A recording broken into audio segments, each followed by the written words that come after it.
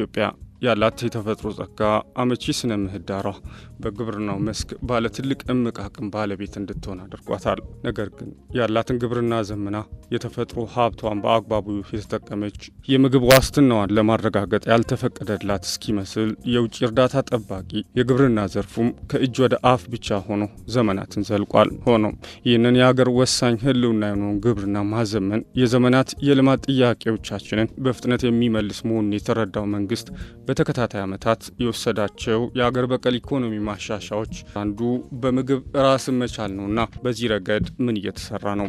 ጤና ይስጥልኝ አድማጮች። መንግስት በዚህ ረገድ የማይቻል የሚመስለውን አሳይቶ እንደ ህልም ተፈርቶ የነበረውን የውጭ የስንዴ እርዳታን ቀርፎ በተግባር የተገለጸውን የኢትዮጵያን የምግብ ዋስትና ማረጋገጥ ሂደትን በቆይታችን እንመለከታለን። ፍቃዱ ተስፋዬ ነኝ።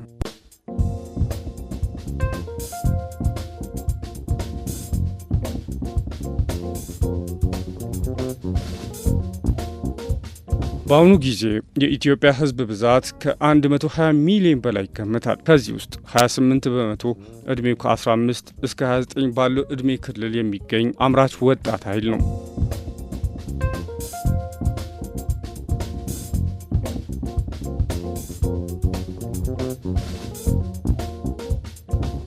ኢትዮጵያ ባለፉት ዓመታት በምግብ ራስን ለመቻል ባደረገቻቸው ተከታታይ ጥረት ከምግብ ተረጂነት ተላቃ እንደ ታሪኳ ለተቀሩት የአፍሪካ ሀገራት ተምሳሌት የመሆን ጉዞዋን ቀጥላለች።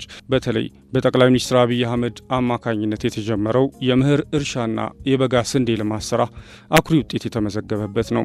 ለአብነት እንደ አውሮፓውያኖቹ አቆጣጠር በ2022-23 15.1 ሚሊዮን ቶን ስንዴ የተመረተ ሲሆን ከዚህ ውስጥ በምህር እርሻ 10.4 ሚሊዮን ቶን ሲገኝ በበጋ መስኖ ደግሞ 4.7 ሚሊዮን ቶን ስንዴ ተመርቷል። ምርቱ ወደ ከ35 እስከ 40 ከ40 እስከ 50 ነው የሚወጣው። እንግዲህ ሄክታሩ በአንድ ሄክታር ላይ እያገኘ ነው። ባለፈው አመትም ዘርቻለሁ። ወደ 40-45 አካባቢ ነው ያገኘሁት። እየጨመረ ነው የሚሄደው፣ በየአመቱ ነው የሚጨምረው። ከዚህ በፊት ያው እንግዲህ ዝም ብሎ መሬቱ ነፃ ነው የሚቀመጠው። ወደ ልማት ተገባ። ያው በጣም ገበሬውም ለውጥ አለው። ስንዴውንም ያው በደንብ ተላይም ክትትል ያደርጋሉ። ያው ገበሬውም በጣም ይከታተላል። በጣም አዋጭ ሆነን በጣም ደህና ምርትም እያገኘ ነው።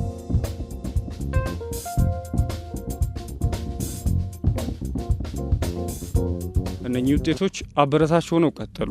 በቀጣይ ማለትም እንደ አውሮፓውያኖቹ አቆጣጠር በ2023-24 የምርት ወቅት ወደ 23 ሚሊዮን ቶን ስንዴ ለማምረት ተቻለ። በዚህም አስቀድማ ለተጨማሪ ስንዴ ምርት ከ1 ቢሊዮን ዶላር በላይ ወጪ ከማውጣት ተላቃ ስንዴን ወደ ውጪ በመላክ ተጨማሪ ውጪ ምንዛሪ ለማግኘት ይችላለች ሀገራችን።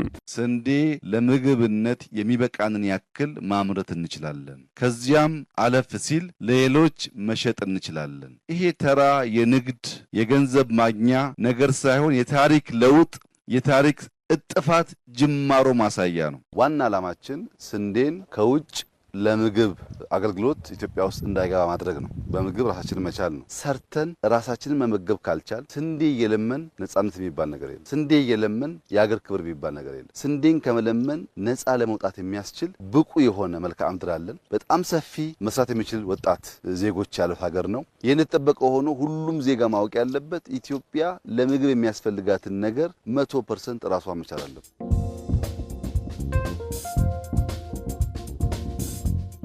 ዶክተር ድሪባ ገለታ በኢትዮጵያ ግብርና ምርምር ምክትል ዳይሬክተርና ተመራማሪ ናቸው። የስንዴን አቅርቦት በተመለከተ ብዙውን ነገር ከውጭ እናስገባ ነበር።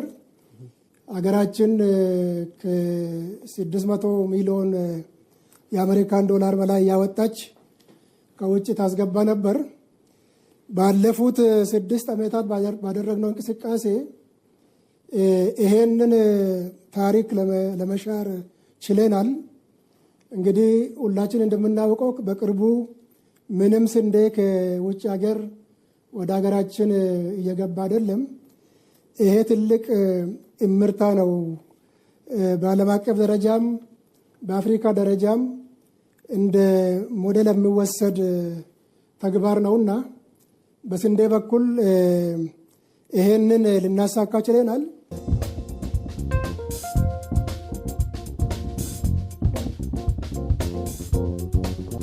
ኢትዮጵያ የአገር በቀል የኢኮኖሚ ማሻሻያ ሁለንተናዊ ግብርና ስራ ማሻሻያዎች አንዱ ከራሱ አልፎ ትርፍ አምራች አለፍ ሲልም ሀገርን በሚጠቅሙ የውጭ ምንዛሪ ምርቶች እየተሳተፈ ይገኛል። በዚህም በሀገራችን የተለያዩ አካባቢዎች በተሰራው የበጋ መስኖ እርሻ ስራም ተጨባጭ ለውጦች እየተመዘገበ ይገኛል። ከክረምቱ ይበልጥ በልጦ ተገኘ ማለት ነው። በምርታማነት እንደውም በምርታማነት ከ5 እስከ 7 የሚወጣን የክረምት ትልቁ ወጣ ቢባል 8 ቢሆን የበጋው 9 እስከ 11 ወጥቷል ማለት ነው። አንደኛ ዝናብም ነገር አለው፣ እህሉም ደስ አይለውም። የበጋው ግን ያው ከ10 ስለሚጠጣ መሰለኝ ያው ደስ ይላል። ጭንቅላቱም ሙሉ ነው። ከዚህ በፊት እንደዚህ አይነት ስንዴ ዘርቼም አላውቅም። ዘንድሮ ግን ደስ ይላል። ያው ዘርቼም አይቼዋለሁ። ደስ የሚል ነገር የሚመች ነገር ነው። ኦርጋኒክ ነው፣ የተፈጥሮ ነው። ምንም ነገር አርቲፊሻል የለውም። የተፈጥሮ አንዳንድ ጊዜ ጥሬውን ማስተሽ ልባይ ትችያለሽ። የሰው እጅ አልነካውም፣ ንክኪ የለውም። ከቅርብ ጊዜ ወዲህ በተለያዩ አካባቢዎች በስፋት እየተከናወነ ያለው የስንዴና ሌሎች የግብርና ምርቶች የምግብ ሉዓላዊነትን የማረጋገጥ ጥሩ ማሳያ ናቸው።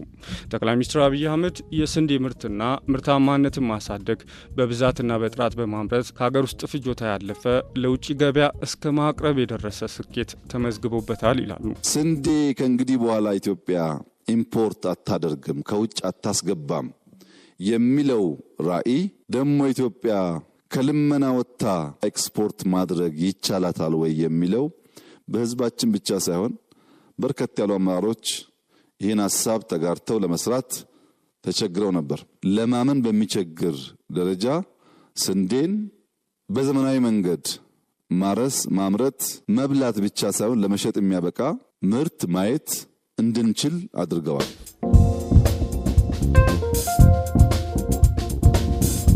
ኢትዮጵያ ለዘመናት የተጋረጡባትን ድህነት ለአንዴና ለመጨረሻ ጊዜ መንቅራ ለመጣል የተለያዩ ተስፋ ሰጪና አበረታች የልማት ስራዎችን እያከናወነች ትገኛለች። በሀገራችን ሁሉም አካባቢዎች የተጀመረው የግብርናና የሌማት ትሩፋቶች በዚህ ረገድ ተጨባጭ ለውጦች ተመዝግበውባቸዋል። እንደ ሀገር ከዚህ ቀደም ለግብርናው ዘርፍ የተሰጠው አነስተኛ ትኩረት ኢትዮጵያ በምግብ ራሷን እንዳትችል ከማድረጉ ባለፈም የውጭ የስንዴ ብድር ጥገኛ አድርጓት ቆይቷል። ባለፉት ጥቂት ዓመታት መንግስት የአገር በቀል የኢኮኖሚ ማሻሻያዎችን በማከናወኑ የግብርና ምርቱ መነቃቃትን አሳይቷል። ኢትዮጵያ ከምትታወቅበት የስንዴ ልመና ወጥታ ወደ ትርፍ አምራችነት ወደ ውጭ እስከ መላክ የደረሰ ውጤት አስመዝግባለች። የኦሮሚያ ክልል ርዕሰ መስተዳድር ሽመልስ አብዲሳም የግብርና ምርቱን ለማሳደግ መንግስት የተለያዩ ኢኒሼቲቮችን ወስዶና ቀርጾ ስኬታማ ተግባራትን ፈጽሟል ይላሉ።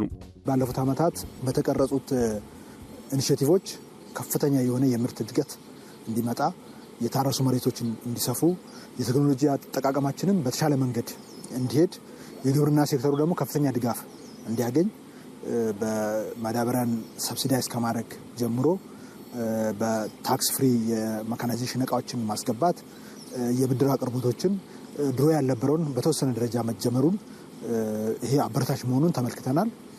በዚህም ምርት መጨመሩን የአገራችንም ኤክስፖርት በዚሁ ረገድ እየጨመረ ማምጣቱን፣ ከውጭ ስናስገባቸው የነበሩ ምርቶች ደግሞ አንዳንዱ ሙሉ በሙሉ የተተካበት፣ አንዳንዱ ምርት ደግሞ በከፍተኛ ደረጃ የቀነሰበትና በሚቀጥሉት ጊዜያቶች ውስጥም መተካት እንደምንችል የታየበት ነው። በኢትዮጵያ ሕዝብ በሚበዛባቸው ውስን የመሬት ሀብት ባለባቸው አካባቢዎች ደግሞ የሌማት ትሩፋት ስራዎች የሚታይ ለውጥን ፈጣን ልማት የተመዘገበበት ዘርፍ ሆኗል።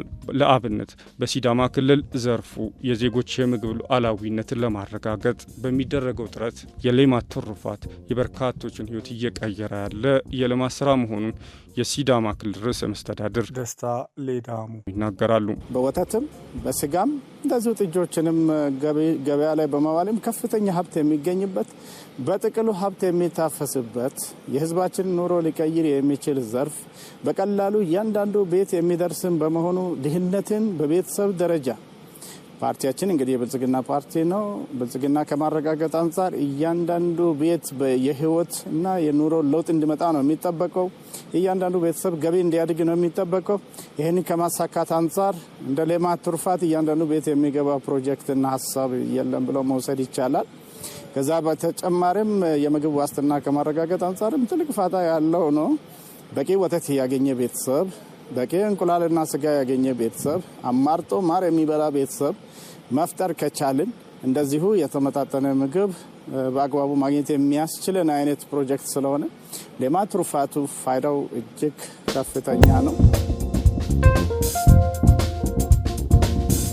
የኢትዮጵያን የቀደመ የነጻነት ታሪክ በቁጭት የሚያስታውሱት ዶክተር አብይ አህመድ ሀገራችን ከማይመጥናት ተረጂነት ለመላቀቅ በሌማት ትሩፋት ስንዴ፣ ፍራፍሬና በሌሎች ምርቶች በራስ አቅም ከምግብ ዋስትና ወደ ምግብ ሉዓላዊነት ለመሻገር እየተሰራ ይገኛል ብለዋል። በግብርና የጀመርነውን ዘመቻ ግራ ቀኝ ሳናይ ሙሉ አይናችን ትኩረታችንን ሳናነሳ ብንሰራ 2-3 ዓመት ውስጥ ተጨባጭ ለውጥ ሊመጣ ስለሚችል በየደረጃው ያሉ ሰራተኞች፣ የክልል አመራሮች ይሄን እንዲገነዘቡ ለማድረግ ነው። ውጤቱ በጣም ደስ ይላል። ህዝባችን መገንዘብ ያለበት የለመን ነጻነት ማረጋገጥ አይቻልም። ያን ለማድረግ የተጀመረውን ጥረት ማፋጠን ነው እና ውጤቱም እጅግ በጣም ተስፋ ሰጪ ነው። ደስተኞች ነን። በኢትዮጵያ በየዓመቱ የሚጨምረውን የህዝብ ቁጥር ለመመገብ ዓመታዊ የግብርና ምርቶችን የሚጨምሩ ከምግብ ዋስትና ያለፉ ተግባራትን በመፈጸም የምግብ ሉዓላዊነትን የማረጋገጥ እንቅስቃሴዋ በዓለም አቀፍ ተቋማት ጭምር እውቅናና ሽልማትን አስገኝቶላታል። የቱሪዝም ሚኒስትር ሰላማዊ ካሳ ፋኦ ዋና ዳይሬክተር ጋር በተለይ ለኢትዮጵያ የተበረከተውን ለአረንጓዴ አሻራ ኢኒሼቲቭ የተበረከተውን የዓለም አቀፍ እውቅናና ሽልማት በተመለከተ ውይይት አድርገናል። ይሄ የእውቅናና የሽልማት በተለይ ኢትዮጵያን ላለፉት ዓመታት ይሄ መርሃ ግብር ከተጀመረበት ጊዜ አንስቶ ክቡር ጠቅላይ ሚኒስትሩ ለሁሉም ኢትዮጵያውያን ጥሪ ካቀረቡበት ጊዜ አንስቶ በነበሩት ዓመታት ኢትዮጵያውያን ለነበራቸው ተሳትፎ ምስጋና የቀረበበት ነው። ይሄ ደግሞ ለአፍሪካ ለመላው ዓለምም ጭምር ብዙ ሀገራት ትምህርት ሊወስዱበት የሚገባ እንደሆነ አንስተዋል። የእያንዳንዱን ዜጋ ሕይወት ለመቀየር ከሚደረገው ጥረት ባሻገር ለከባቢና ለተፈጥሮ ዋጋ የሰጠ ስራ መሆኑን በአድናቆት አንስተዋል። ለዚህ ደግሞ ምስጋናቸውን አቅርበዋል። ለክቡር ጠቅላይ ሚኒስትሩም ለአጠቃላይ ለኢትዮጵያውያንም ጭምር እያሳዩት ላለው ተምሳሌታዊ ተሳትፎ ምስጋናቸውን አቅርበዋል።